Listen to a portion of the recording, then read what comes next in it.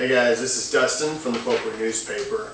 I'm doing my top 5 boxers of all time, pound for pound boxers. This is rolling from featherweight all the way to heavyweight. I'm going to start from 5 to 1 and work my way down, and I'm just going to give some stats and some facts and some of my personal opinion about each fighter and why I think that they are ranked where they are. I'm starting with number 5, Sugar Ray Leonard. I know some of you are thinking, Sugar Ray Leonard, he wasn't that great. But thinking about it, he only had 40 fights, but he went 36, 3 and 1, and he had 25 knockouts. Not a lot of hard-hitting power, but enough power to get those knockouts.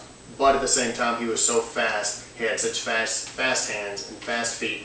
He was a gold medalist in the Olympics. Won the welterweight title, middleweight title, super middleweight title, and the light heavyweight title. And that's just a huge accomplishment in itself. He also, 3 of his losses came, the last 2 were at the very end of his career. Ill-advised, he was way past his prime, sort of just jumped in it, and he probably shouldn't have. The only other loss was to Roberto Duran, one of the greatest of all time as well, but he also revenged that with the rematch of the famous no moss bout in which Duran ended up just quitting during the fight. What he did was he sort of just beat the best of the best. He beat Duran, he beat Tommy Hearns, he beat Marvin Hagler, just some of the greatest of all time in that class. And he probably would have had more fights, but he had to take 2 years off because he had a detached retina and had some health issues as well. So putting that in there, but he was just so good and so fast and just beat the top guys. And pretty much in any era, those guys are the top guys throughout boxing. Number 4 is going to be Henry Armstrong. This is going way back in time. Henry Armstrong ended up having 151 wins, 21 losses, and 9 draws. And 101 of those wins were knockouts. So he had a lot of power.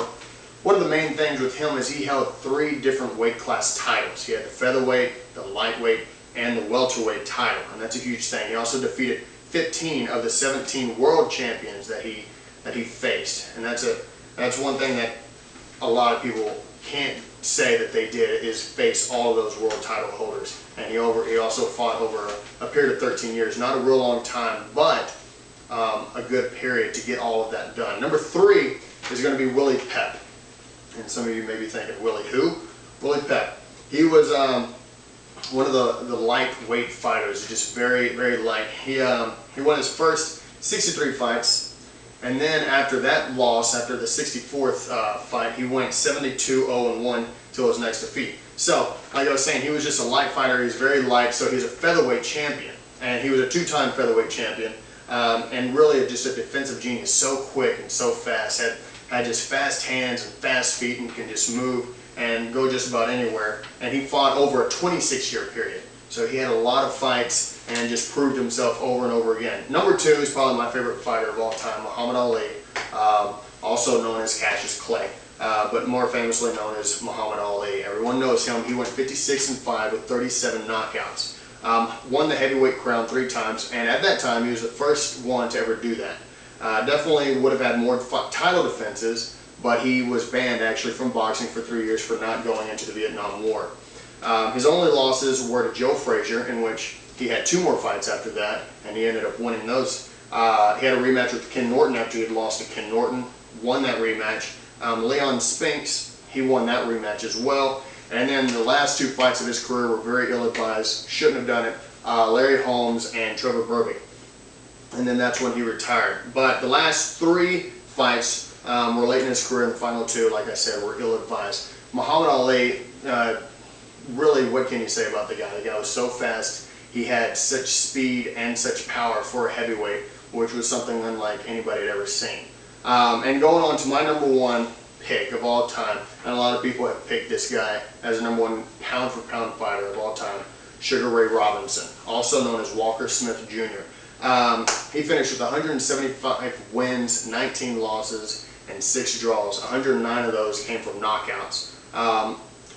Crazy thing, only lost 1 out of his first 123 fights. He was the welterweight champion, and he defended that title 4 times. Middleweight champion, defended that title 5 times. He actually reached for the light heavyweight championship against Joey Maxson, but he lost in the 14th round. But at the same time, it was a stoppage fight. The heat was very intense, like physical heat. Actually had to replace the ref in the 10th round. So that was his only defeat by stoppage, actually. So he actually fought over a 25-year period. And when somebody like Muhammad Ali actually calls you the greatest pound-for-pound fighter of all time, then yeah, you are the greatest pound-for-pound fighter of all time. And just, he had such accuracy with his punches, so much speed, and could take so many punches from so many just strong fighters. And like I said, he went through 3 weight classes. Now, I'm going to give you my favorite fighter that is currently fighting right now. My favorite fighter who is fighting currently, who's also going to be fighting November 14th against Manny Pacquiao, is Miguel Cotto. I'm a big fan of Miguel Cotto. He's 39-0 or 39-1-0. His one loss came against Margarito, who ended up getting a 1-year ban because he ended up having plaster on his hands, which sort of makes those punches a lot harder to take. And if you know Miguel Cotto, he's not going to back down. His last fight, 3rd round, huge cut on his face, and could have won in the 4th round if he'd have just called the fight and said, let's go to the scorecards, because he'd already knocked the guy down 1 time. But he decided to go all 12 rounds. So he's got huge heart, he's got strong punching power, and he's just a great fighter and just a great guy. And he actually didn't blame Antonio Margarito for any of that with the loss. He just said, hey, I feel bad about having the loss. And that's it. That's his only blemish on the record. And really, for me personally, I can't call it a blemish. It really hurt my feelings that he ended up losing. But those are my top 5 boxers of all time. My personal favorite boxer, Miguel Cotto. And till next time, this is Dustin Bass with the Potpourri newspaper. You guys take care.